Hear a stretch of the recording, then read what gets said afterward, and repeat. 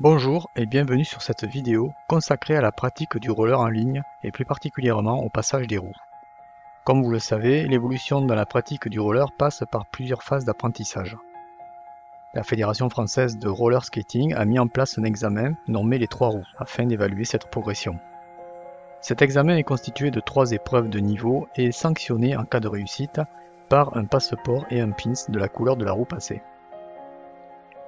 Les 3 niveaux correspondent à des couleurs de roue, verte pour les patineurs débutants, bleu pour les patineurs confirmés et rouge pour les patineurs experts. 3 animations ont été réalisées et présenteront chacune des 3 couleurs. Cette animation est consacrée au passage de la roue rouge. La roue rouge se compose de 2 parcours.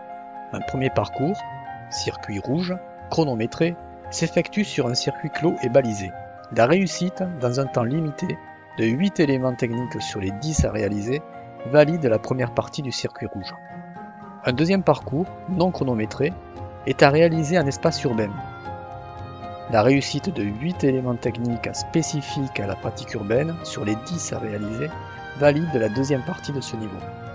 Avec la roue rouge, le patineur a le niveau pour participer à des randonnées organisées par les clubs de la Fédération française de roller skating sur tout type de circuit. Le patineur évolue partout, et notamment en espace urbain, où il doit être capable de se diriger, s'arrêter en urgence, éviter ou franchir un obstacle. Ici, nous aborderons le premier parcours. Je vous rappelle qu'il est chronométré, ce qui a pour effet d'élever la difficulté de réalisation. L'ouvreur effectue le parcours pour établir le temps de référence. À ce temps, on ajoute 40% pour établir le temps limite de validation. Le patineur s'élance quand il est prêt, le chronomètre est déclenché à l'instant même où le patineur se met en mouvement. Il est arrêté à l'instant même où l'arrêt est stabilisé. Si le temps est dépassé, la roue rouge n'est pas attribuée. Le patineur prend le départ entre les 2 premiers plots et se dirige vers l'avant en ligne droite, passe entre les 2 plots suivants et effectue un virage à gauche en pas croisé avant. Ce virage constitue le premier élément technique. Le deuxième élément consiste à effectuer un saut en longueur de 1,20 m par-dessus un ou plusieurs tapis, puis effectuer une réception stable. Le passage sous une barre horizontale placée à une hauteur adaptée au patineur compose le troisième élément.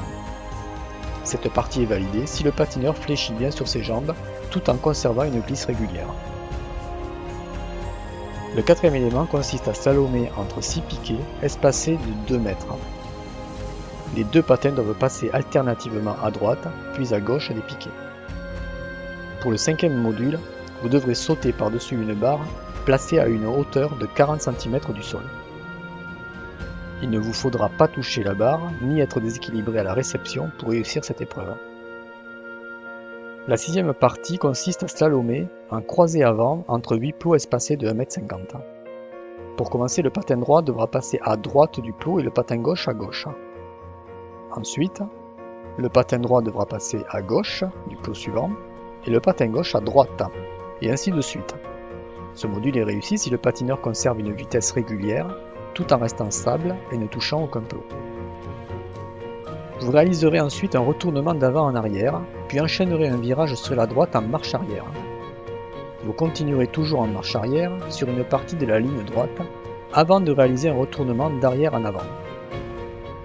Les 2 retournements plus le virage correspondent au 7e et 8e module. Le 9e élément consiste à franchir un tremplin dans sa totalité et effectuer une réception stable dans le couloir balisé. Le tremplin doit mesurer 55 cm de haut sur 2,10 m de long. Le patineur se dirige ensuite vers le 10e et dernier élément technique qui se traduit par un arrêt d'urgence stable dans la zone balisée après effacement d'une chicane.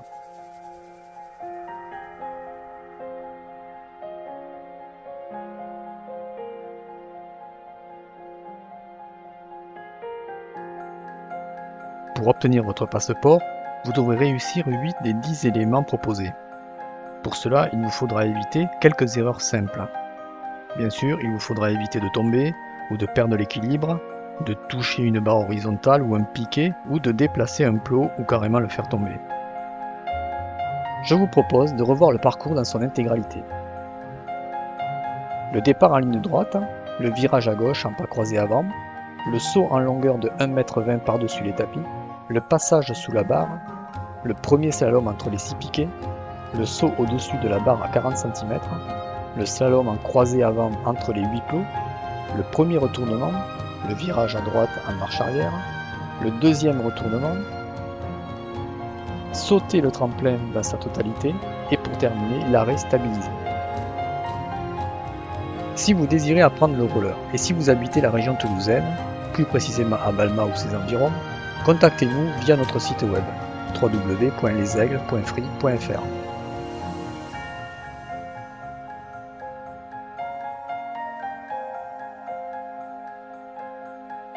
Si vous désirez des informations pour organiser le passage des roues dans votre club ou pour tout autre renseignement administratif concernant le roller, prenez contact avec la Fédération française de roller skating ou visitez leur site internet à l'adresse ffroller.fr.